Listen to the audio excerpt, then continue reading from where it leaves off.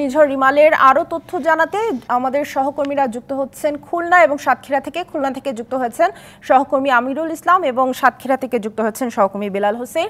প্রথমে চলে যাচ্ছে খুলনায়। খুলনা থেকে আমিরুল ইসলাম আছেন। আমির, একটু জানতে চাই, একটু আগেই আবহাওয়া অধিদপ্তর থেকে ব্রিফিং করা হচ্ছে যে মধ্যরাতের পরে কিন্তু ঝড়ের তীব্রতা আরো বাড়তে পারে। আবহাওয়ার কি পরিস্থিতি দেখছেন? তাণ্ডব কি ঘূর্ণিঝড় রিমালের কিছুটা বেড়েছে?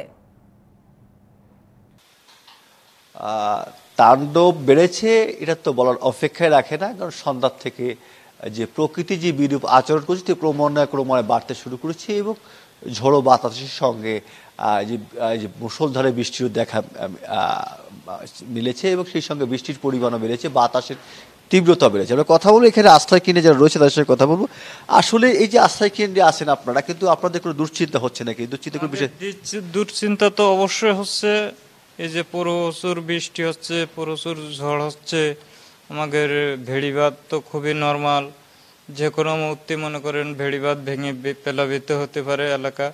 তার জন্যই তো আমাদের অবশ্যই দুশ্চিন্তা হচ্ছে। এবং আমরা এর আগেও দুইবার আমপান আইলা দুইবার ক্ষতিগ্রস্ত হয়েছি, বা ঘর বাড়ি ভেঙে চুরে বিলাপ্ত হয়েছে। আমরা খুব ক্ষতিগ্রস্ত এর আগেও হয়েছি, আবারও সেই ক্ষতির সম্মুখীন হয়েছি। বাকি যে রাতটুকু আছে এর মধ্যে কি হবে কি না আল্লাহ ভালো জানে। যদি প্লাবিত হয়, ভেড়িবাঁধ তো খুবই নর্মাল।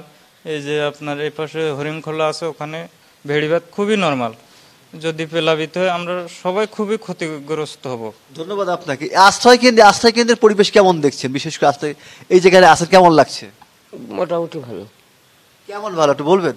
ওই বাড়িঘর ছেড়ে চলে আসছি এখানে, এখন আমরা এইবার ভালো বাড়িঘর তো ছেড়ে আমরা এখানে চলে আসছি আশ্রয় কেন্দ্রে থাকার জন্য। ভয় ঝড় হয়ে ঘর দরজা ভেঙে যাবে কি না, ভান তো আসবে, ভেঙে চুরে গিলে তো সমস্যা খুব। এই কারণে আমরা এখানে এসে এখন বর্তমানে আশ্রয় নিচ্ছি। কি হলে ভালো হয়? কি হবে, আল্লাহ যা করে। ঝড় হলে তো কারো তো ধরার ক্ষমতা নাই, ঝড় তো কারো ঠেকানোর ক্ষমতা নাই। আর ঝড় ঠেকাবে কি?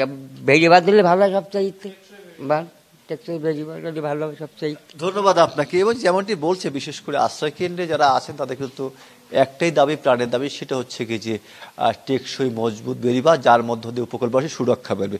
এটাই ছিল সর্বশেষ অবস্থা। আমিরুল ইসলাম, ধন্যবাদ আপনাকে আমাদের সাথে যুক্ত হবার জন্য। আমাদের সাথে আরো যুক্ত আছেন সাতক্ষীরা থেকে সহকর্মী বেলাল হোসেন। বেলাল, নিশ্চয়ই শুনতে পাচ্ছেন আমাকে। সাতক্ষীরায় আসলে এই মুহূর্তে আবহাওয়ার কি পরিস্থিতি এবং আশ্রয় শিবিরের আসলে খবর জানাবেন, তারা কি বলছেন? সামিয়া, আসলে ঘূর্ণিঝড় রেমালের প্রভাবে সাতক্ষীরায় কিন্তু বিপুল জোরে, ব্যাপক জোরে কিন্তু দমকা হয় এবং ভারী বৃষ্টি হচ্ছিল। আমরা কিছুক্ষণ আগে যেখানে অবস্থান করছিলাম সেটি কিন্তু অত্যন্ত ঝুঁকিপূর্ণ একটি স্থান ছিল। সেখানে বৃষ্টির সাথে যে 90 কিলোমিটার জোরে যে দমকা হাওয়া, সেই হাওয়াতে কিন্তু আসলে দাঁড়ানোটা অনেকটা কষ্টকর হয়ে যাচ্ছিল। আমরা সেখান থেকে একটি আশ্রয় কেন্দ্রে এসেছি, বুড়িগোয়ালিনী 71 নম্বর সরকারি প্রাথমিক বিদ্যালয়। সেখানে কিন্তু আমরা দেখছি যে বহু মানুষ এখানে আশ্রয় নিয়েছেন। আমরা এরকম আশ্রয় নিয়ে একজনের সাথে একটু কথা বলবো। চাচা, আপনি কোথা থেকে এসেছেন? আমি বাড়ির থেকে আসছি, বুড়িগোয়ালিনী থেকে।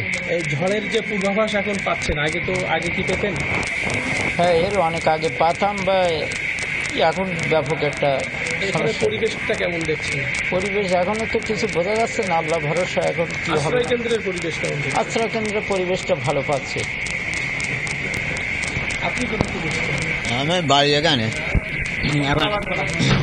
পরিবারের সবাইকে এসেছে? না, পরিবারে সবাই আসে, সবাই মানুষ, বুড়োরা মানুষ আসতে পারেনি, গাড়ি ঘোড়ার জন্য আসতে পারে। আপনি কি জন্য এসেছেন? আমি আসলাম, ঘর বাড়ি আপনার নর্মাল আছে, এজন্য আশ্রয় কেন্দ্রে আসলাম ঝড় টেকের জন্য।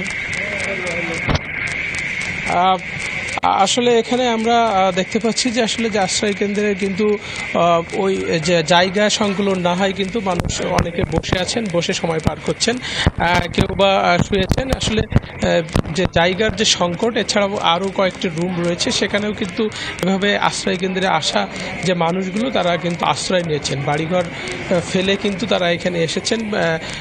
এই পরিস্থিতিতে আসলে ঝড়ের যে তীব্রতা আমরা দেখেছি সেটা কিন্তু আসলে খুবই ভয়াবহ ছিল। আমরা ইতিমধ্যে খবর পেয়েছি যে সাতক্ষীরার শ্যামনগরের ভেটখালি সড়কে গাছ পড়ে কিন্তু চলাচলের ব্যাপক বাধা সৃষ্টি হচ্ছে।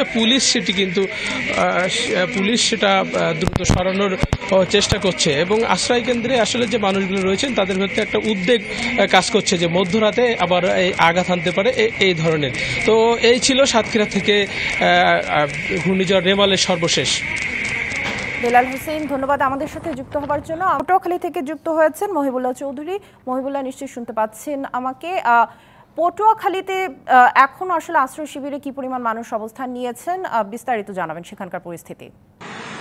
জি সামিয়া, আপনাকে ধন্যবাদ। যেমনটি বলছিলাম আগের বলেছিলাম যে ঘূর্ণিঝড় যে চলমান ঘূর্ণিঝড়টি রয়েছে সেটি কিন্তু তাণ্ডব চালাচ্ছে। এখন বর্তমানে যে সাধারণ মানুষজন রয়েছে তারা কিন্তু ইতিমধ্যেই এই ঘূর্ণিঝড়ের যে আতঙ্কিত হয়ে তারা কিন্তু ইতিমধ্যেই সাইক্লোন শেল্টারগুলোতে অবস্থান করছে। যেহেতু কলকাতার আবাসিক হোটেলগুলো যেটি রয়েছে সেখানে কিন্তু আবাসিক হোটেলগুলোকে কিন্তু জেলা প্রশাসনের পক্ষ থেকে এবং উপজেলা প্রশাসনের পক্ষ থেকে সাইক্লোন শেল্টার হিসেবে ঘোষণা করা হয়েছে এবং সেখানে স্থানীয় যারা রয়েছে তারা ইতিমধ্যেই সেখানে অবস্থান নিয়েছে এবং অনেকেই কিন্তু এখানে রাত্রি যাপন করছে। আমরা এখন দাঁড়িয়ে রয়েছি হোটেল খান প্যালেসে। হোটেল খান প্যালেসে কিন্তু এখন বর্তমানে অধিকাংশ রুমেই আশ্রয় নিয়েছেন সাধারণ মানুষ। আমরা একজন এই আশ্রয় কেন্দ্রে আসা একজন কথা হচ্ছে, আপনি তো এসছেন এই আশ্রয় কেন্দ্রে, কখন এসছেন এবং হচ্ছে কোনো সমস্যা আছে কিনা আর কি? জি, আমরা আসি সন্ধ্যা 7টার সময় থেকে এখন পর্যন্ত আমরা আশ্রয় কেন্দ্রে অবশ্যই আছি। আর যারা আশ্রয় কেন্দ্রে অবশ্যই যারা এলাকার লোকজন আছে সবাই মোটামুটি কায়দা আসে আমাদের আশ্রয় কেন্দ্রে উপস্থিত নিয়েছে আর আমরাও আছি বর্তমানে। জি ধন্যবাদ। এমনি আপনি কখন এসছেন, মানে কোনো খাবার পেয়েছেন কিনা বা কোনো অব্যবস্থাপনা? আমি আমার ফ্যামিলি নিয়ে সন্ধ্যা 7টার সময় এখানে আসছি, কিন্তু আমাদের থাকার স্থান দিয়েছে কিন্তু কোনো খাবার আমাদেরকে দেওয়া হয়নি এখন পর্যন্ত। জি ধন্যবাদ।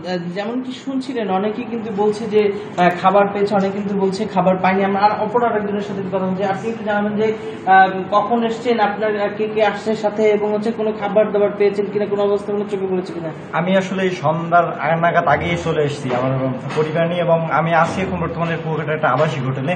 আমাদের থাকার ব্যবস্থা খুবই ভালো, কিন্তু একজন আসছিল আমাদের মাঝে, কিন্তু সে কিছু আমাদের শুকনো খাবার দিয়ে গেছে, কিন্তু আসলে সেটা আমাদের পর্যাপ্ত হয় নাই। আমার সমস্যা নেই, আমরা আছি সবকিছু মিলিয়ে ঠিক। জি ধন্যবাদ। যেমনটি শুনছিলেন তারা কিন্তু বলছে যে